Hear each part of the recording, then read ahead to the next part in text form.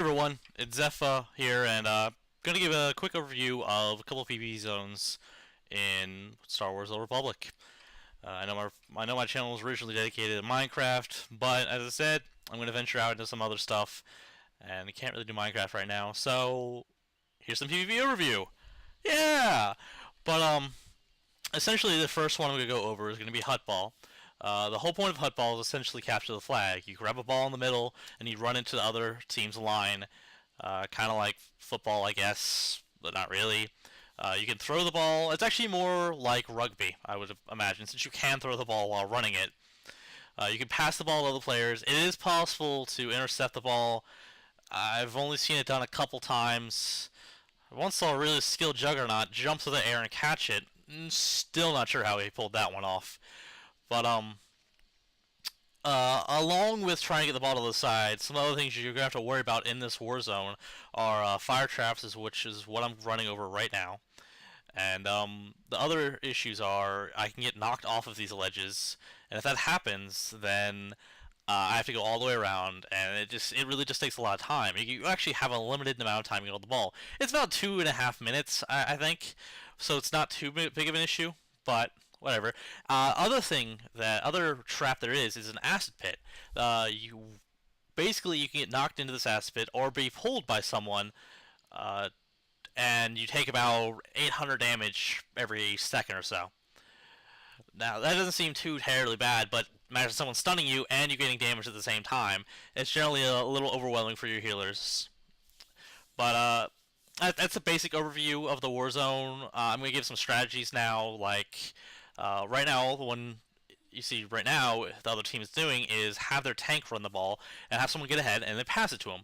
Issue is this guy got pulled by me into the fire and he's dead. I get the ball, so I'm going to attempt to run it all the way back, half health.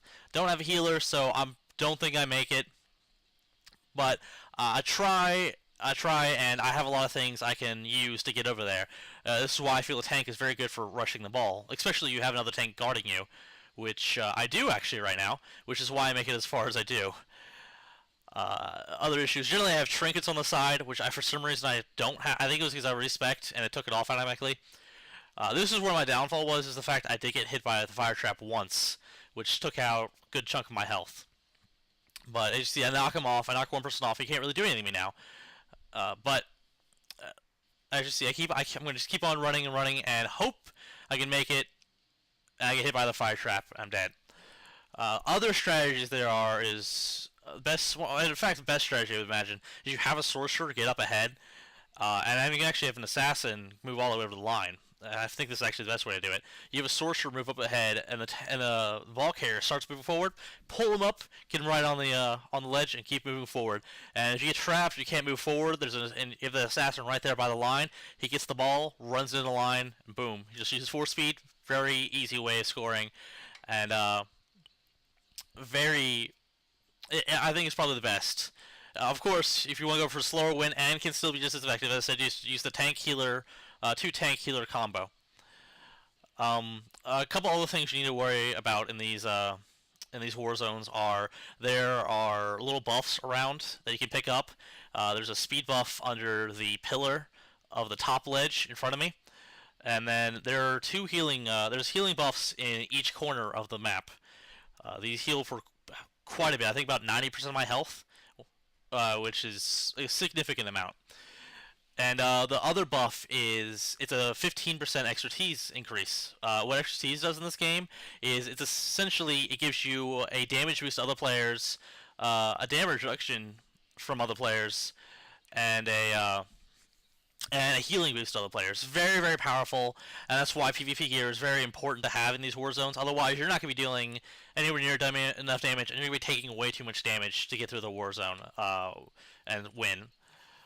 So, yeah, I mean, I told you strategies, I've told you what the war zone is about, and I've given you a good idea of how a tank is played. But as I said, healers and tanks are important, but I'd say you really want to limit to 2 tanks and maybe 2 healers. I think it's better if you have, say, a sorcerer who can kind of throw shields on someone, and he can also DPS at the same time. That way, if the other team does get the ball, you don't have to worry about trying to get them down because as strong as a tank is for taking damage, honestly, a tank doesn't deal a lot of damage out. So yeah, I mean, there's an acid trap right there, acid pit. They're only on the middle of the map. Oh, and before I forget, the those little air pockets right there, they knock you up in the air and land you either on the ledges or back in the middle. They're kind of hard to predict on how they work. I find the best way to do them is just run into the side of them and never run directly in from the side. I generally don't even take them. I generally just run up the middle right here and just keep on moving the ball. Now, the other important thing though is when you're in this area right now, you either have to have something like Unbreakable Will up, which is it removes all CC like that. And then generally, when they do stuff like that, too many people CC, you have a full resolve bar, and you can't be pushed back, you can't be pulled, and you can't be stunned, and you win the games like that. Only thing that does affect you when you don't have resolve is roots. When you have resolve, roots still affect you. They don't give you any resolve. Um, I also noted in the corner with my mouse is that I didn't get a win, but that's because currently there's a bug that's gonna be fixed with the next patch. Anyways, this is my overview of Huttball. I hope it's a bit informative, gives you better ideas of how to play the game, and I'm done. I'm out. I'll see you again next video.